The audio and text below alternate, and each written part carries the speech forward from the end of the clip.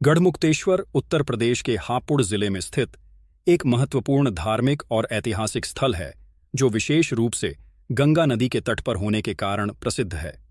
यहाँ का प्राचीन गंगा मंदिर भक्तों और पर्यटकों के लिए एक प्रमुख आकर्षण का केंद्र है। इस मंदिर से जुड़ी कई पौराणिक कथाएं और रहस्यमय घटनाएं हैं जो इसे एक विशेष महत्व प्रदान करती हैं। गंगा के तट पर स्थित गढ़मुक्तेश्वर प्रसिद्ध तीर्थ है जो कार्तिक स्नान के मेले के लिए दूर दूर तक प्रसिद्ध है। स्कंद पुराण में इस तीर्थ का विस्तृत वर्णन है। इसका प्राचीन नाम शिवबल्लभपुर कहा गया है। इस मंदिर तक पहुंचने के लिए कभी 101 सीढ़ी हुआ करती थी, किंतु अनेक बार सड़क ऊंची होने के कारण अब 84 सीढ़ी ही शेष बची हैं। मंदिर में मां गंगा की एक आदमकद प्रतिमा एवं 4 मुख की दूध के समान सफेद बहमा जी की मूर्ति एवं शिवलिंग है।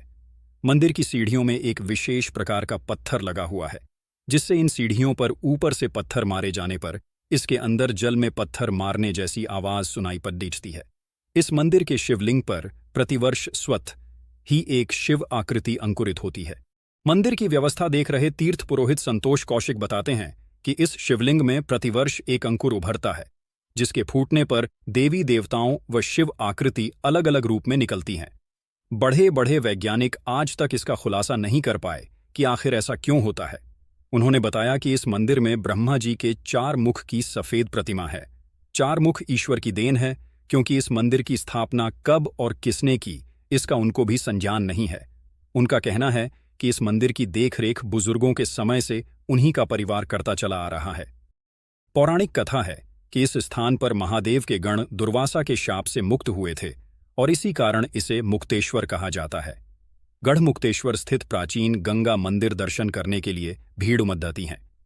यह मंदिर 80 फीट ऊंचे टीले पर स्थित है।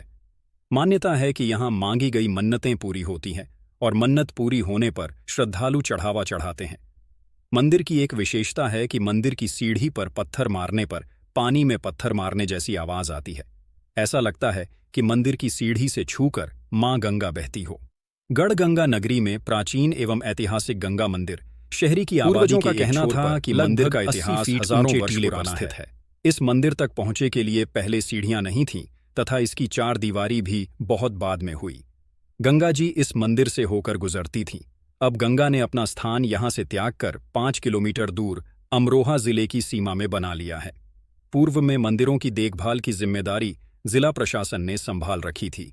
गंगा स्नान मेले से प्राप्त आय का 8वां हिस्सा मंदिरों के रखरखाव में खर्च किया जाता था। ऐसा माना जाता है कि इस मंदिर में गंगा नदी के किनारे किए गए पूजा पाठ से व्यक्ति को मोक्ष की प्राप्ति हो सकती है। यहाँ गंगा नदी का जल अत्यधिक पवित्र और शुद्ध माना जाता है और ऐसा कहा जाता है कि यहाँ स्नान करने से सभी पाप धुल जाते हैं। मंदिर में स्थित गंगा देवी की मूर्ति को लेकर यह मान्यता है कि यह मूर्ति स्वतः प्रकट हुई थी, अर्थात यह मूर्ति किसी ने नहीं बनाई, बल्कि यह अपने आप ही गंगा के तट पर प्रकट हो गई।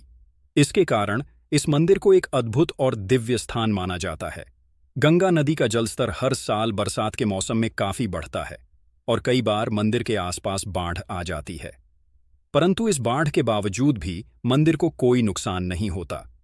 यह एक रहस्य है कि कैसे यह प्राचीन मंदिर इतने वर्षों तक सुरक्षित बना हुआ है, जबकि आसपास के इलाके जलमग्न हो जाते हैं। मंदिर के निकट एक पवित्र कुंड भी स्थित है, जिसे मुक्तेश्वर कुंड कहा जाता है। ऐसा कहा जाता है कि इस कुंड का पानी कभी सूखता नहीं है, चाहे कितना भी सूखा क्यों न हो।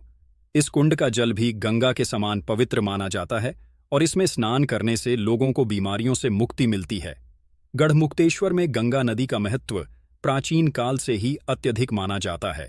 यहाँ हर वर्ष लाखों श्रद्धालु गंगा स्नान के लिए आते हैं, विशेष रूप से गंगा दशहरा और कार्तिक पूर्णिमा पर। माना जाता है कि इस स्थान पर गंगा में स्नान करने से पापों का नाश होता है और व्यक्ति को जीवन मरण के चक्र से मुक्ति मिलती है।